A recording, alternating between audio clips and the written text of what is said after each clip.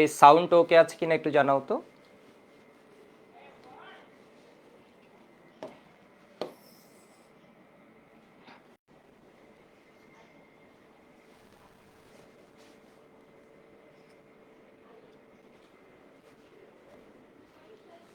Hello, hello, hello.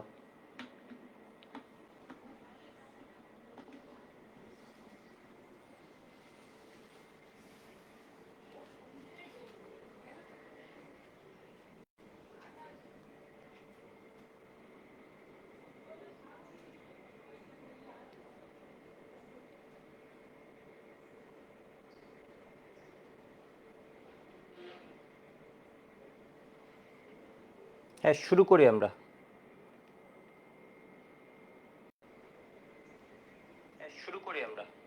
ওকে আচ্ছা সব। তো আমাদের ক্লাসটা অবশ্যই খুব বেশিক্ষণের হবে না, আমাদের চ্যাপ্টারও হচ্ছে শুরু। আজকে হচ্ছে যারা কেমিস্ট্রি আমরা শুরু করব, আমাদের জন্য একদম ফার্স্ট একটা ক্লাস। তো আমাদের অনেকের হচ্ছে কলেজ মাত্র শুরু হয়েছে, একদিন মনে হয় যাওয়া হয়েছে সবার, তাই না? তো কেমিস্ট্রি দেখবা পুরো ফার্স্ট পেপার জুড়েই আসলে মানে কোনো ঝামেলা নেই। সেকেন্ড পেপার তো আরও ইজি। তো ফার্স্ট পেপারের শুরুতে এসে হঠাৎ করে এসএসসি থেকে এইচএসসির বইটা এমনভাবে দেয়া, তোমাদের হয়তো মাঝে মধ্যে একটু মানে মজাটা কম পাবা। বাট কেমিস্ট্রি হচ্ছে তুমি বোর্ড পরীক্ষা চিন্তা করলে মার্কস তোলা অনেক ইজি।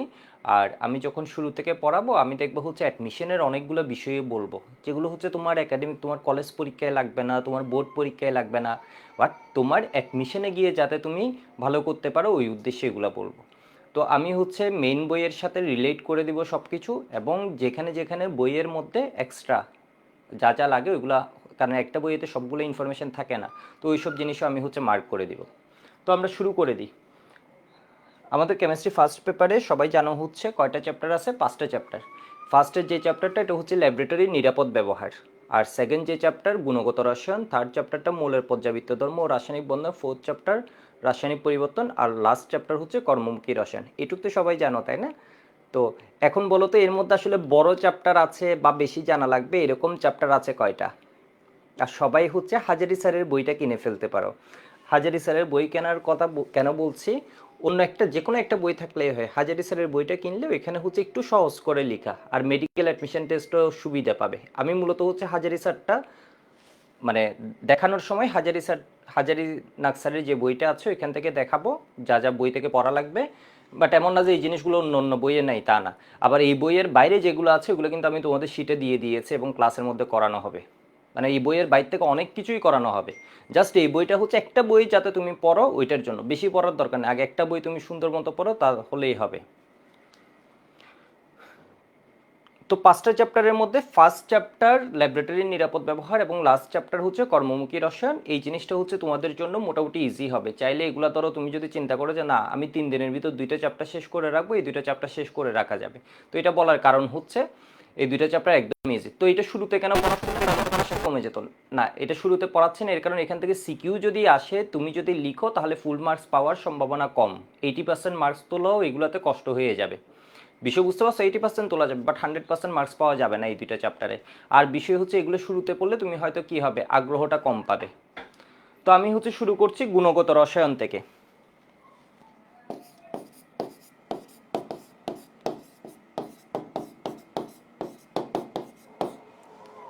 চ্যাপ্টারের নাম কি, গুণগত রসায়ন। আমি একটু টপিকগুলা বলে নিই। আশা করি সাউন্ড ওকে আছে, আমাকে একটু জানাবা সাউন্ড ওকে আছে কিনা, আমি এখান থেকেও দেখে নিই।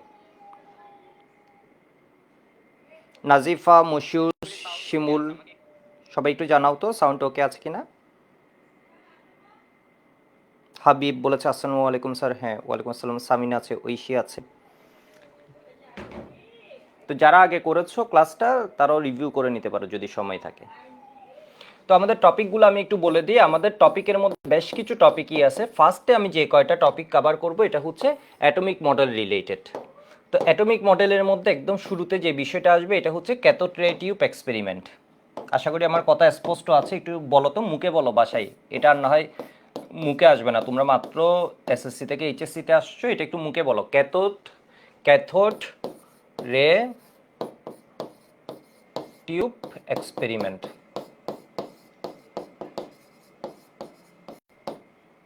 এর পরেরটা হচ্ছে alpha particle scattering.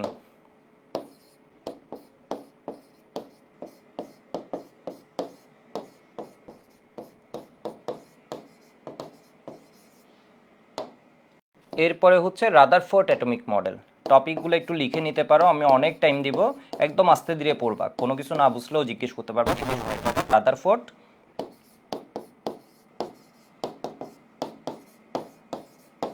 Atomic model.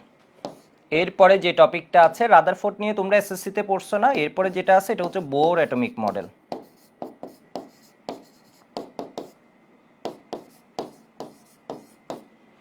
এরপর আমরা যেটা পড়বো এটা হচ্ছে ডি ব্রগলি হাইপোথিসিস। এর মানে ডি ব্রগলি ওর একটা কথা বলছে ইলেকট্রনের দ্বৈত ধর্ম নিয়ে, তো এটা আমরা একটু জানতে হবে এবং এটা নিয়ে আমি ম্যাথমেটিক্যাল প্রবলেমও করাবো। দেখবা হাজারি স্যারের বইয়ে এরকম কোনো ম্যাথ দেয়া নেই, বাট আমি করাবো, খুব বেশি দেয়া নাই আর কি, বাট এটা লাগে, মানে দেখে রাখা ভালো। এরপর আমাদের আর কি আছে,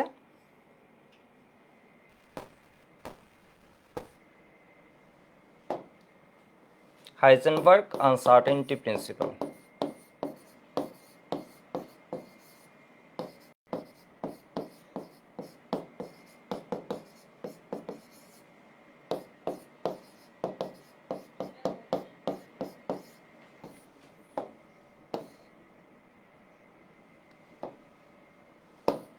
ঠিক আছে, হাইজেনবার্গ আনসার্টেনটি প্রিন্সিপাল, হাইজেনবার্গের অনিশ্চয়তা নীতি। এরপরে যেটা আছে এটা হচ্ছে আমি একদম প্রুফ সহ পড়াবো তোমাদের উপযোগী করে, সোডিঞ্জার ওয়েভ ইকুয়েশন। এটা জাস্ট ইকুয়েশন জানলে হয়ে যায়, আমি তা এরপরে প্রুফ, এরপর একটু টেনে টুনে অনেক কিছু পড়াবো। হাইজেনবার্গ আনসার্টেনটি প্রিন্সিপালও অনেকগুলো ম্যাথ করাবো, দেখবে এখানে আমাদের মেইন বইয়ে ওইরকম ম্যাথ দেওয়া নেই হাজারি স্যারের বইটাতে, বাট আমরা পড়ে রাখবো, এই টপিকগুলো একটু লিখে রাখো। তো এখানে যদি তুমি আমাকে জিজ্ঞেস করে এগুলোর গুরুত্ব কীরকম, মানে এখানে বোর অ্যাটমিক মডেল গুরুত্বপূর্ণ, ক্যাথোড রে টিউব এক্সপেরিমেন্ট এমসিকিউর জন্য লাগে, আলফা পার্টিকেল এমসিকিউর জন্য লাগে, রাদারফোর্ডও এমসিকিউর জন্য লাগে, মেডিকেল, এগুলো মানে ওইরকম যে সিকিউতে খুব বেশি, সিকিউতে বোর অ্যাটমিক মডেল থেকে কিছু আসতে পারে। এটা হচ্ছে আমাদের ইকুয়েশনটা জেনে রাখতে হবে, এটার কিছুটা তাৎপর্য জেনে রাখতে হবে। এটাও হচ্ছে সোডিঞ্জার ওয়েভ ইকুয়েশন নিয়ে জাস্ট ইকুয়েশন রিলেটেড, কিছুই না, ইকুয়েশন লিখো, ইকুয়েশনের প্রতীকগুলোর তাৎপর্য কী, মানে খুব যে গুরুত্বপূর্ণ কিছু পড়ছো তা না, বাট ব্যাপারটা হচ্ছে এগুলো শুরুতে আমাদের জানতে হবে। আশা করি লিখা শেষ, আর একটু টাইম দিচ্ছি।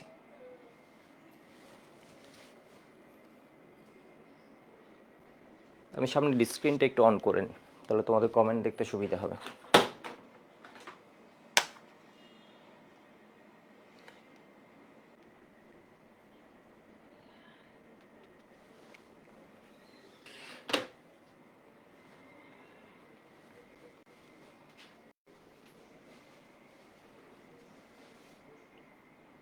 রাইস ইসরাত।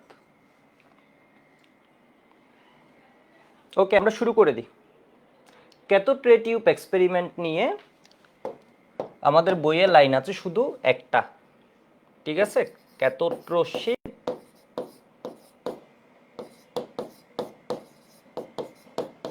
তো এটা দেখবে, এটা হচ্ছে আসলে খুব বেশি কেউ এটা নিয়ে কোনো কথাবার্তা বলে না, বাট এটা পরবর্তীতে কিন্তু এটা আসবে, এটার বিষয়টা আসবে, ক্যাথোড রশ্মি পরীক্ষা। এর মানে কি,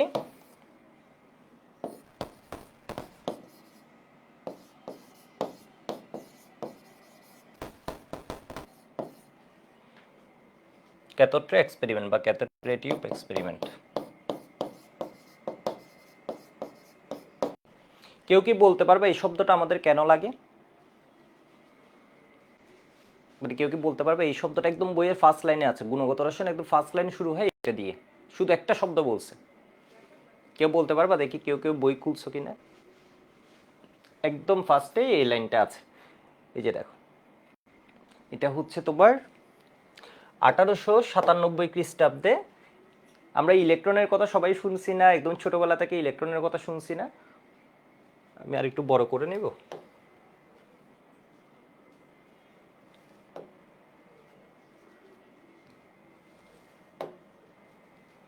দেখো একদম ফার্স্ট লাইন,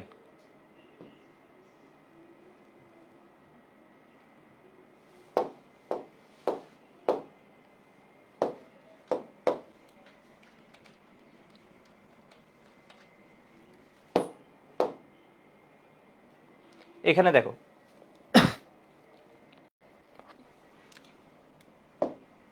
1897 খ্রিস্টাব্দে স্যার জে থমসন ক্যাথোড রশ্মির উপর পরীক্ষাকালে, ঠিক আছে, জাস্ট এই শব্দটা আছে, ক্যাথোড রশ্মির উপর পরীক্ষাকালে ইলেকট্রন আবিষ্কারের পর থেকে। এর মানে আমরা যে ইলেকট্রন ইলেকট্রন করে আসি, এটা আসলে মূলত কোন পরীক্ষার মাধ্যমে আবিষ্কার হয়েছে? একটু মুখে বলো তো, ক্যাথোড রশ্মি পরীক্ষার মাধ্যমে। কে আবিষ্কার করেছেন? Sir J Thomson. কত সালে? 1897। তোমাদের কোনো সাল আসলে মুখস্থ করা লাগবে না, এরপরও আমি বলে দিই, এই সালটা একটু মাথায় রাখবা। তো এখানে ইম্পর্টেন্ট পয়েন্ট কি কি আছে আমি বলি। এটা হচ্ছে 1897 সালে করা হয়েছে, জাস্ট এই সালটা 1897 সালে। কে করছেন? Sir J Thomson. এটার রেজাল্টটা কি? এই যে পরীক্ষাটা করছে, এটার রেজাল্ট কি? ইলেকট্রন আবিষ্কার হয়েছে, ইলেকট্রন আবিষ্কার হয়। এগুলো লিখাচ্ছে কেন? এগুলো লিখলে দেখবা আমাদের মাথায় স্থায়ী হবে। এগুলো আমি জাস্ট বই থেকে বলে দিলে বা কোনো একটা স্লাইড দেখে দিলে এটা কঠিন হয়ে যেত, মাথায় থাকতো না। ইলেকট্রন আবিষ্কার হয়।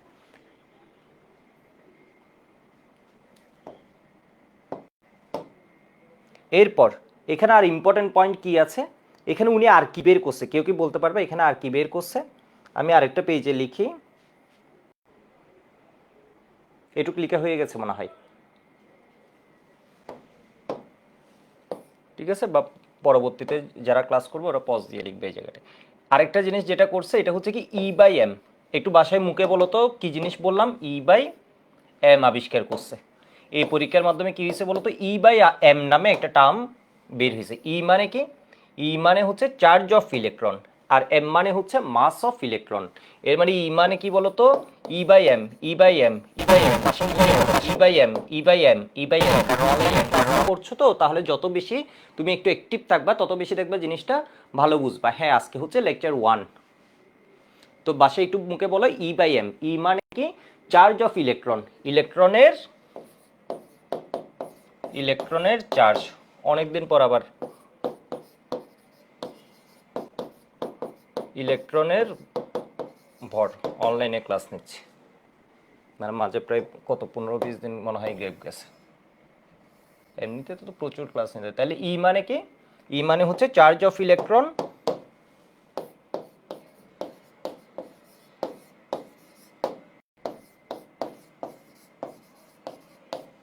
আর এম মানে কি? Mass of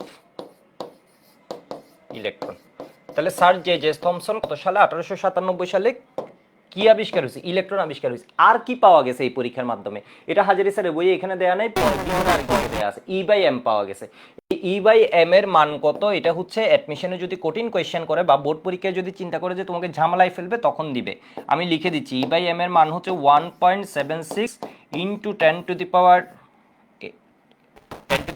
coulomb per gram.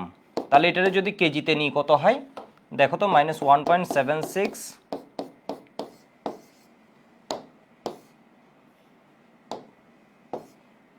Coulomb পার গ্রাম, তাই না? এই গ্রামটাকে ধরো আমি কেজিতে নিব, এটাকে আমি কি লিখতে পারি? 1 কুলম বাই গ্রাম বা কুলম বাই গ্রাম, এভাবে নিতে পারি না? তাহলে এটাকে যদি আমি গ্রামে না রেখে কেজিতে নিতে চাই তাহলে কি হবে? 10⁻³ কেজি।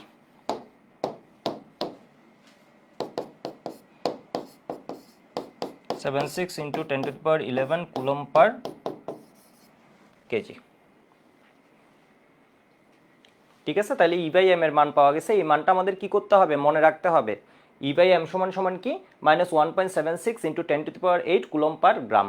তো হাজারি স্যারের বইয়ে এক জায়গায় শুধু মান দেয়া আছে, বাট এটা সাইন সহ নিলে -1.76 ইন্টু 10⁸ কুলম পার গ্রাম। আর যদি কেজিতে লিখি তাহলে এটা হচ্ছে, আমি ধরো কোনো একটা পরীক্ষায় দিয়ে দিব, E/m এর মান কত? -1.76 ইন্টু 10⁻11 কুলম পার কেজি। এবার আমাকে বলো, এটা কি সব পরীক্ষায় আসবে? এই কোয়েশ্চেনটা কি তোমাকে সব স্যাররা জিজ্ঞেস করবেন? সব পরীক্ষায় স্যাররা কি জিজ্ঞেস করবেন? করবেন না কিন্তু। এটা কি হবে বলো তো? তুমি যদি 20 জায়গায় পরীক্ষা দাও তাহলে দেখবে এক জায়গায় এই ভ্যালুটা লাগবে।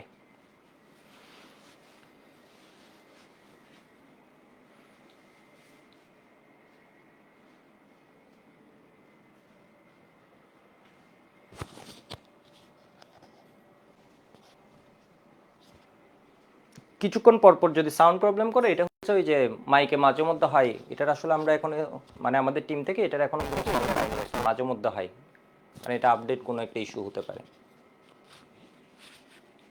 বাট এটা ওইরকম মেজর না আর কি। এটা আমরা দেখেছি এর আগেও, এটা হচ্ছে আবার চলে যায়, এটা মাঝে মধ্যে থাকে।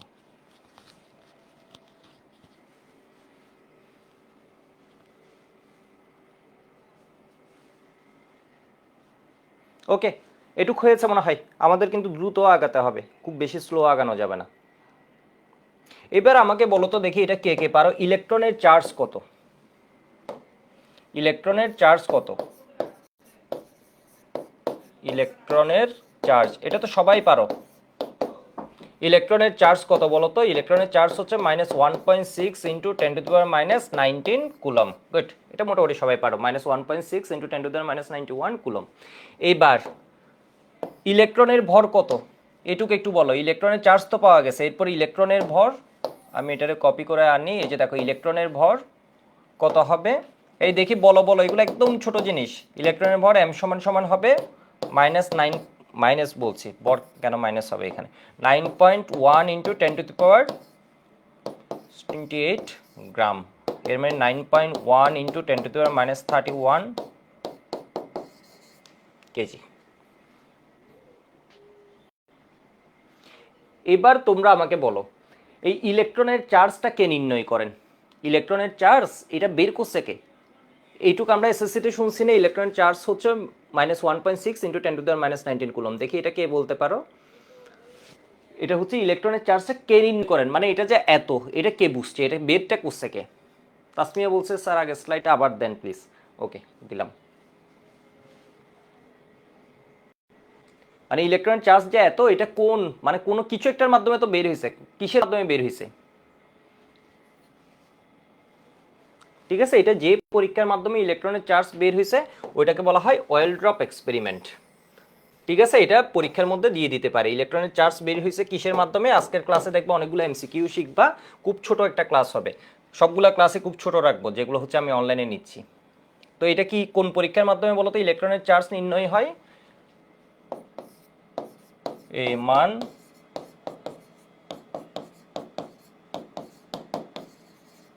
নির্ণয় করা হয় তৈলবিন্দু পরীক্ষা।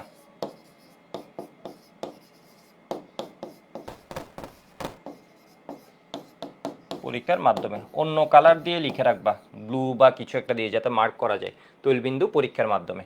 ঠিক আছে, তৈলবিন্দু পরীক্ষা ইংলিশ ভার্সন যদি কেউ এই ক্লাসটা করে থাকো তাহলে এই জায়গায় দেখবা হচ্ছে তৈলবিন্দু পরীক্ষা বলতে এটা কি বলে, অয়েল ড্রপ এক্সপেরিমেন্ট।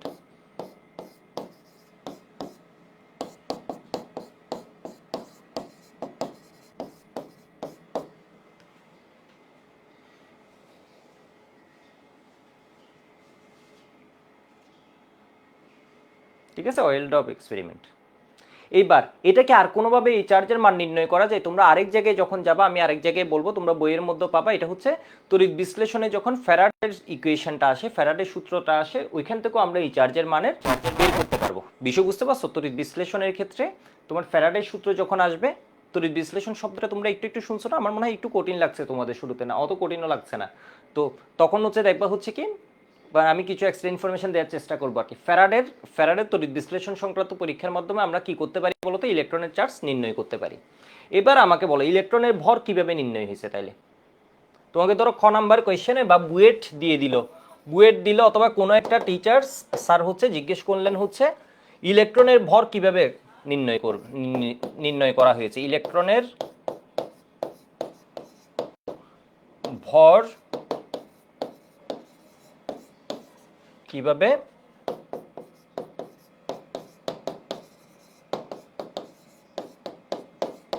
করা হয়, তাহলে এটার জন্য আনসার কি হবে?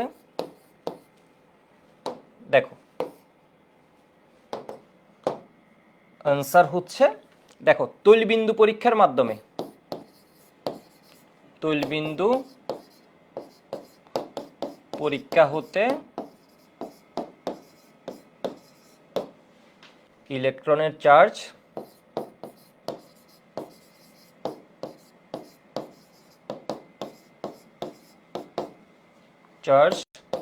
E সমান সমান -1.6 ইন্টু 10⁻⁹ 19 কুলম। ঠিক আছে, ইলেকট্রন চার্জ হচ্ছে এত। এরপরে ক্যাথোড রশ্মি পরীক্ষার মাধ্যমে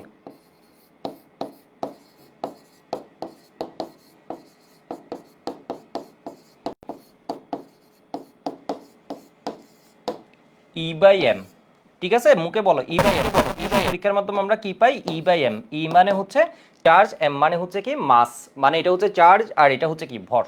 E/m সমান কত আসে দেখি কার কার মনে আছে, মেডিকেলে কে কে ভালো করবা পরে, -1.76 ইন্টু 10⁸8। ঠিক আছে, কুলম পার গ্রাম। এটা কিসে আছে? এটার একক কিসে? কুলম পার গ্রাম। এবার দেখো তো ই হচ্ছে আমরা অলরেডি জানি ই এর মানটা, ই এর মান কত আসছে? -1.6 ইন্টু 10⁻19। এককটা আমি অন্য কালার দিয়ে লিখছি কুলম। ঠিক আছে, তাহলে এটা এম সমান -1.76 ইন্টু 10⁸8, এটা হচ্ছে কুলম পার কেজি।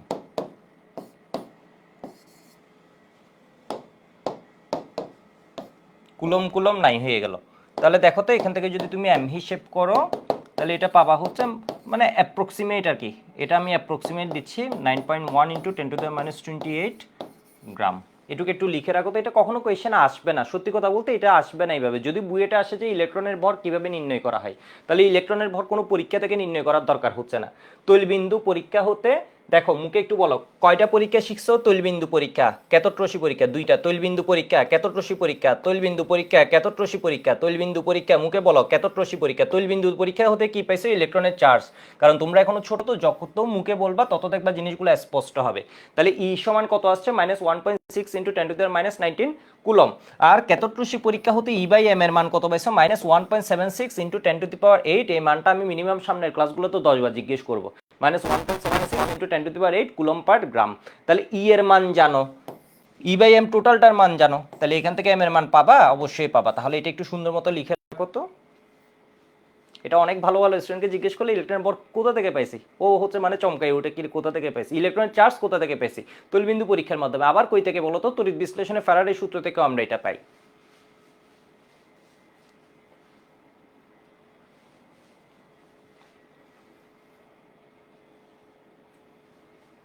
হয়েছে সবার? আমি আর একটু টাইম দিচ্ছি।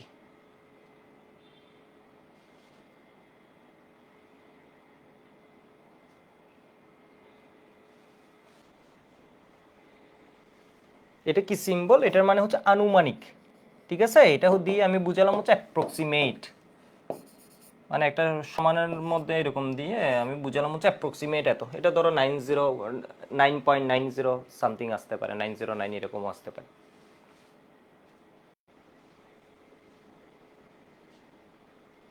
এবার আমাকে বলো তো, আমরা সব কিছু তো পড়ছি, ক্যাথোড রশ্মি পরীক্ষাটা যদি তোমাদের মাথায় আমি একটু ঢুকে মানে একটা ইমেজ আনতে পারি তাহলে জিনিসটা তোমাদের আরো ভালো হবে। ক্যাথোড রশ্মি পরীক্ষাটা আসলে কিভাবে করছে?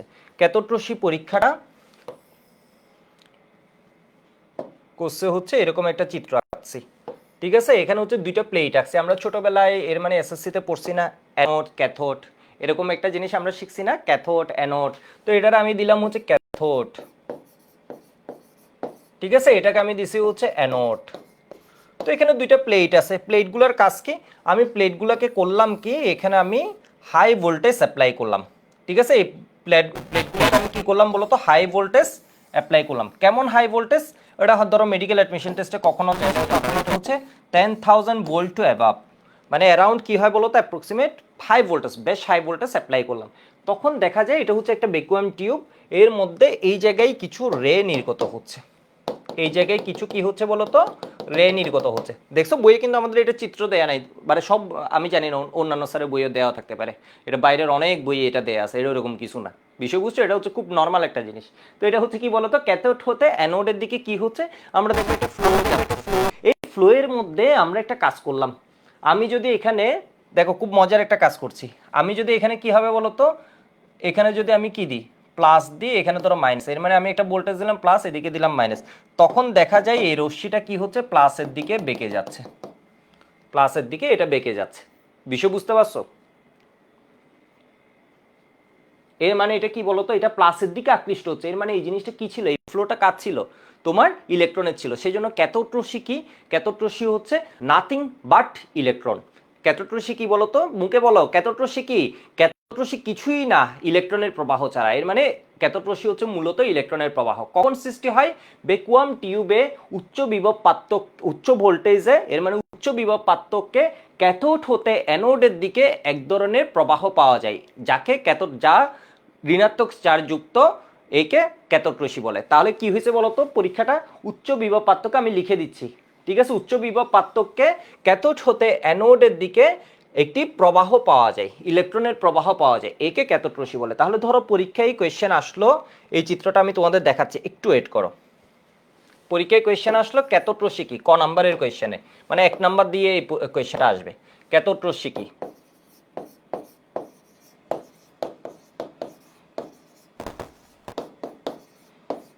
ক্যাথোড রশ্মি কি, এটা এক রকমের টিউব, এগুলো নিয়ে আসলে তোমাদের অত বেশি জানতে হবে না, আমি ভ্যাকুয়াম টিউব লিখে দিচ্ছি, যাও। ভ্যাকুয়াম টিউবে উচ্চ বিভব পার্থক্য, এটা একদম ম্যান্ডেটরি, এটা হচ্ছে কন্ডিশন, উচ্চ বিভব পার্থক্যে, উচ্চ বিভব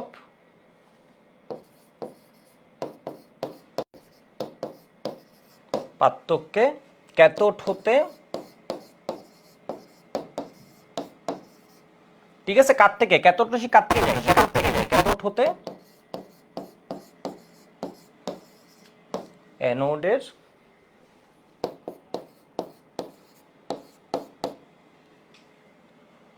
ইলেকট্রনের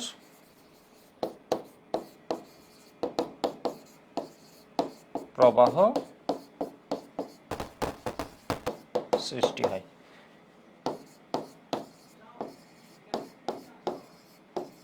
ক্যাথোড রশ্মি বলে, ঠিক আছে, এটা একটু লিখো। ভ্যাকুয়াম টিউব, এর মানে একটা টিউব দেখাইছি না, উচ্চ বিভব পার্থক্য, হাই ভোল্টেজ যখন অ্যাপ্লাই করা হবে, তোমার ক্যাথোড হতে অ্যানোডের দিকে ইলেকট্রনের প্রবাহ সৃষ্টি হয়, একে ক্যাথোড রশ্মি বলে। এই ইলেকট্রনের প্রবাহই মূলত ক্যাথোড রশ্মি, ঠিক আছে, এটুকু একটু লিখো।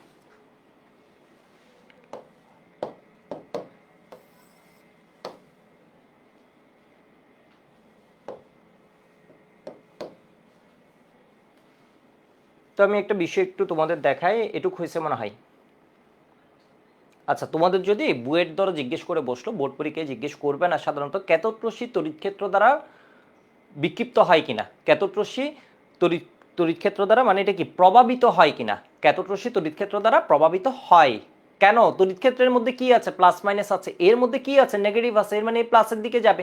বিষয় বুঝছো, তড়িৎ ক্ষেত্র দ্বারা বিক্ষিপ্ত হয় কিনা, অবশ্যই হবে, ঠিক আছে, কারণ কি, cathode Rashmi nothing but flow of electron. এরপরে হচ্ছে তোমার ওই যে, যদি বলো চৌম্বক ক্ষেত্র দ্বারা প্রভাবিত হবে কিনা, তাও কি হবে, চৌম্বক ক্ষেত্র দ্বারাও প্রভাবিত হবে। তাহলে আমি তোমাদের একটা সিমুলেশন একটু দেখাই,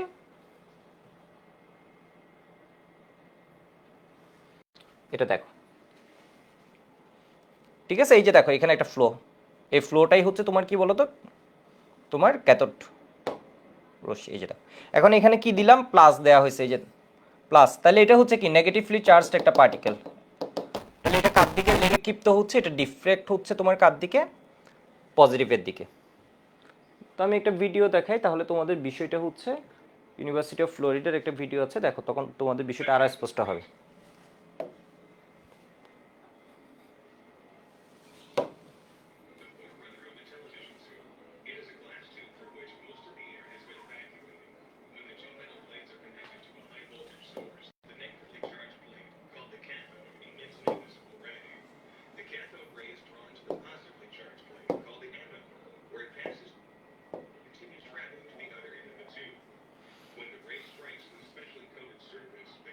দেখছো, এটা হচ্ছে কি ক্যাথোড, ক্যাথোড রশ্মি কার থেকে কার দিকে যায়, ক্যাথোড হতে অ্যানোডের দিকে যায়। এখানে বলছে একটা ফ্লুরোসেন্ট, একটা কি আছে, ফিল্ম আছে, মানে যেখানে গিয়ে ও অ্যাটাক করলে বোঝা যাচ্ছে যে এই জিনিসটা এখানে গিয়ে আঘাত করছে। তো এটা নিয়েও আমরা পড়বো, প্রতিপ্রভা, অনুপ্রভা, এগুলো নিয়ে আমরা একটা ক্লাসে পড়বো।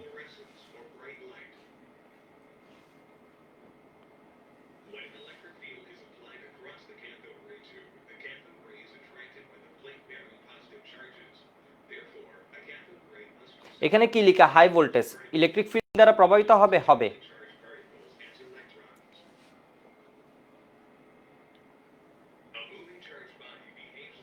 চৌম্বক ক্ষেত্র দ্বারা প্রভাবিত হবে, চৌম্বক ক্ষেত্র দ্বারাও প্রভাবিত হবে। আর আমরা যে E/m সমান যে একটা ভ্যালু পাই -1.76 × 10⁸ কুলম পার গ্রাম, E/m ভর বাই চার্জ বাই ভর, তাই না? ইলেকট্রনের চার্জ ডিভাইড হচ্ছে ভর, ওই যে মানটা পাই ওটা কোথা থেকে পাই? এটা হচ্ছে আমি তোমাদের যারা যারা জানতে চাই আমি একটা পেজ দিয়ে দিই, বুঝতে পারবা না তোমার লেভেলে ওই জিনিসটা, সেই জন্য এটা তোমাদের বইয়েরও অন্তর্ভুক্ত না, এটা তোমাদেরকে পড়াইও না, জাস্ট একটা পেজ দিয়ে দিই এটা আসছে কই থেকে। একটা যখন অ্যাপ্লাই তোমার ইলেকট্রিক ফিল্ড অ্যাপ্লাই করবে, আবার ম্যাগনেটিক ফিল্ড, ওখান থেকে ইকুয়েশন পাবে, ইকুয়েশন সলভ করে তুমি এই ভ্যালুটা আনতে পারো।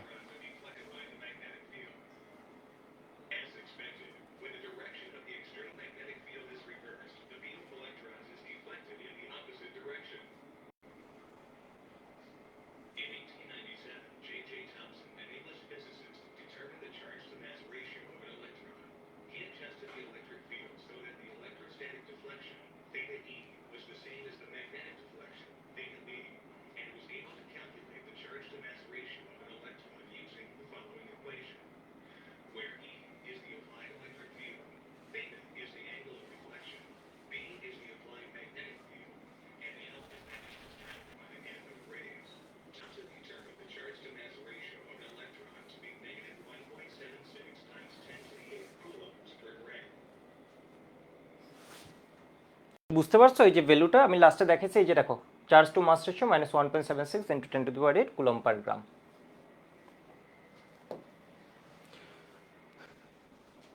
তো এরপরে আমাদের যে বিষয়টা নিয়ে জানতে হবে এটা হচ্ছে alpha particle.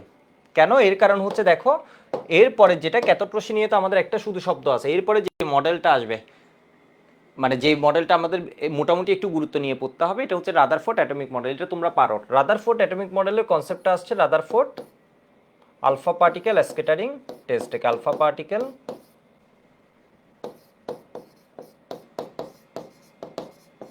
Scattering experiment.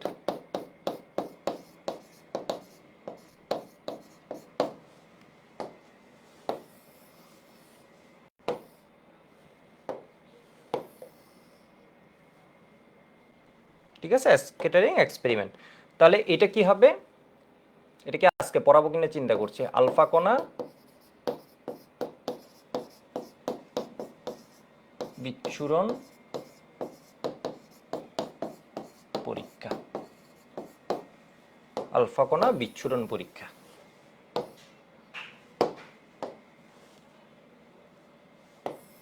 Alpha কণা স্ক্যাটারিং এক্সপেরিমেন্ট। এই আমি একটু জাস্ট আগে রাখি, এটা নিয়ে হচ্ছে আমরা পড়বো। তো এর মধ্যে আমাদের ফার্স্ট জানতে হবে আলফা পার্টিকেল কি। এই পরীক্ষা যখন করা হয়েছে এর মধ্যে উপকরণ লাগে 3টা, তাহলে তোমাকে পরীক্ষা দিয়ে দিবে কি কি উপকরণ লাগে বা কোন উপকরণটি লাগে। তাহলে ফার্স্ট হচ্ছে ওর নামেই আছে আলফা পার্টিকেল, এর মানে আলফা পার্টিকেল লাগবে। আলফা পার্টিকেল এর মানে কি? বাংলায় আলফা কণা। ঠিক আছে, বাংলায় কি হবে? আলফা কণা।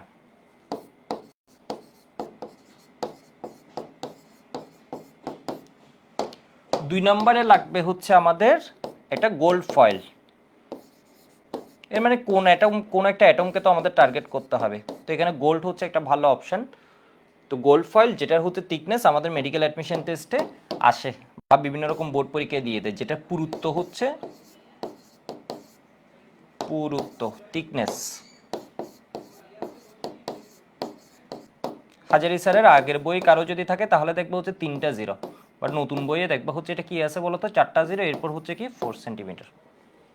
ঠিক আছে, 4টা 0, এরপর কি আছে 4 সেন্টিমিটার। এরপর আমাদের কি লাগে? এরপরে লাগে হচ্ছে আমাদের একটা, যেখানে গিয়ে আঘাত করবো এটা তো ইন্ডিকেশন দিতে হবে, সেই জন্য আমরা কাকে ইউজ করি বলতো? Zinc sulphide. জিঙ্ক সালফাইড একটা অনুপ্রভা সৃষ্টিকারী পদার্থ। ঠিক আছে, অনুপ্রভা সৃষ্টিকারী পদার্থ জিঙ্ক সালফাইড। তাহলে এইটুকু একটু লিখে রাখো।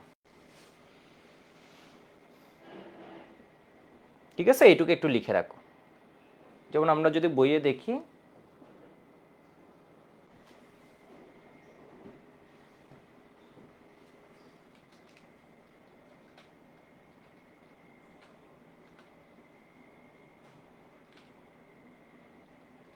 ঠিক আছে, এই যে দেখো জিঙ্ক সালফাইড আবরণযুক্ত পদ্মা তেজস্ক্রিয় মৌল হতে নির্গত আলফা কণা পাতলা সোনার পাত, এটা হচ্ছে কি 0.4টা 0, এরপর 4, 0.4টা 0, এরপরে কি 4 সেন্টিমিটার।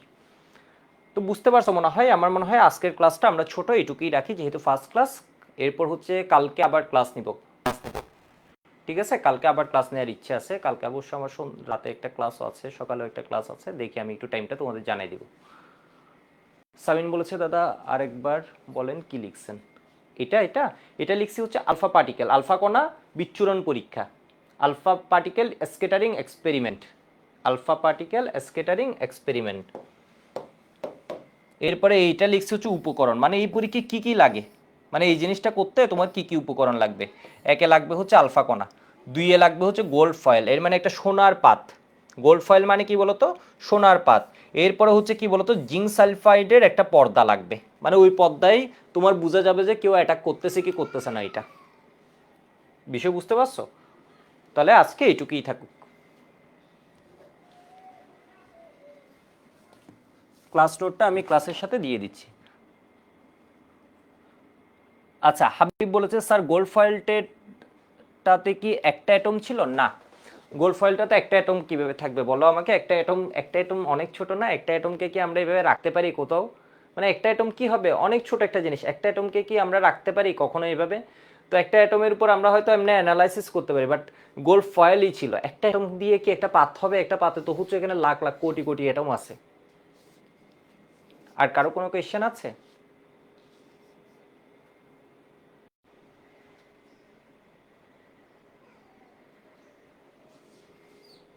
সামিন বলেছে ক্যাথোড রশ্মিটা কি, আরেকবার দেখান তো। ক্যাথোড রশ্মিটা হচ্ছে এটা হাই ভোল্টেজ একটা সেটআপ, ঠিক আছে। এখানে উচ্চ বিভব পার্থক্যে ক্যাথোড যখন ভোল্টেজ দিবে, ক্যাথোড হতে অ্যানোডের দিকে এক রকমের প্রবাহ সৃষ্টি হয়, এক রকমের প্রবাহ সৃষ্টি হয়। এটা হচ্ছে এক্সপেরিমেন্টটা তোমাকে ওই যে যেটা দেখালাম আর কি, প্রবাহ সৃষ্টি হয়। এটা হচ্ছে মূলত কি ইলেকট্রনের প্রবাহ, ঠিক আছে, মূলত ইলেকট্রনের প্রবাহ, এটাকে ক্যাথোড রশ্মি বলছে।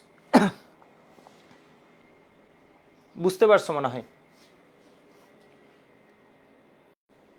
ওকে, তাহলে আজকে এইটুক।